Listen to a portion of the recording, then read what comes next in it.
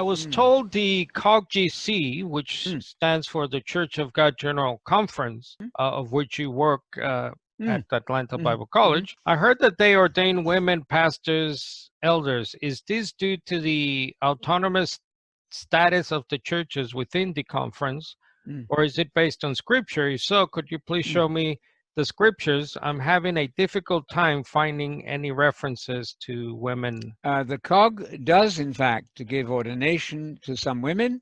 And do they produce Bible verses for that? I think not.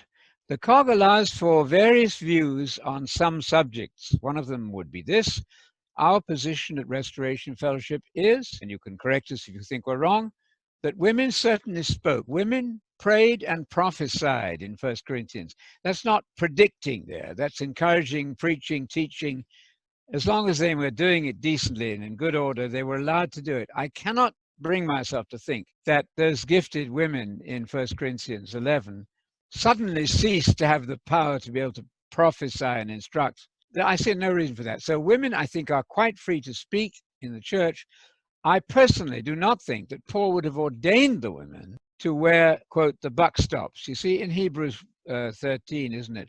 Obey your leaders. So the elders, the ordained elders, be they presbyters, bishops, and so on, leaders in the church, ordained as elders, they are to be obeyed by the congregation. I don't think Paul would want a woman to be there telling her husband and all the other men what to do.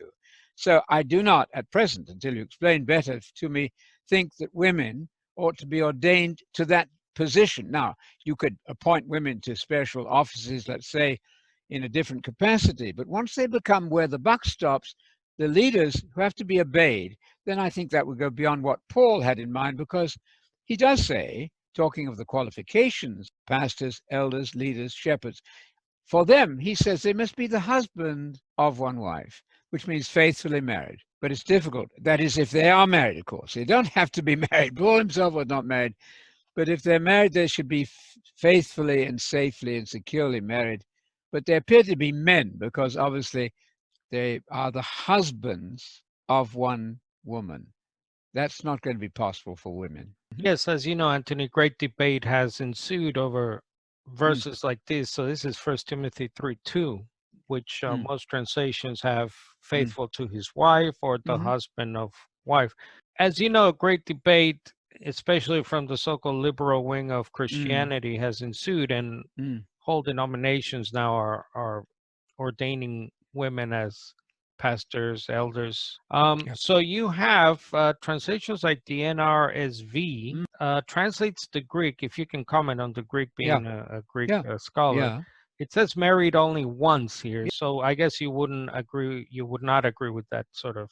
No, no, not at all. Not at all. It would be absurd, in my opinion, to say that because 30 years ago they got divorced and remarried, that they would be disqualified. That would make divorce the unpardonable sin. I don't think that's right. It means safely married, um, securely married, and here he has to be all of these good qualities. But he does have to be the husband then, if he's married. Doesn't have to be married. Paul actually advertised the idea that not to be married in the present circumstances might be difficult. Paul thought the end of the age was pressing, immediate almost. So he does advise then bachelorship for those who can handle it. But as Jesus said, some people have that gift, some don't. So, So if you're being that much of a literalist, I guess, then single men cannot pastor because well, that's clearly just perfectly obvious. It doesn't need to be stated because Paul himself was single. Paul actually advises being a bachelor. So he obviously doesn't mean that unless you're determined to make the Bible contradict itself, and I'm not. So he's talking about the normal state, which would be married. right. But then again, Paul was an apostle, He wasn't a pastor.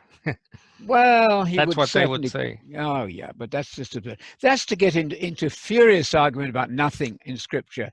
Obviously, there were other ministers who were not married, and they were valid pastors. Jesus himself was not married, and what the COG does is its decision. I don't personally think that was a wise decision, but in fact, if you look at what some of these so-called ordained women do, they're not in charge of other people. They may sometimes be, but very often they're not. They have some sort of rank and responsibility as a missionary leader, something like that. Maybe that would be okay. I'm not going to argue with that. I guess from the beginning it wasn't like this. This was introduced into the General Conference. I don't know when that was.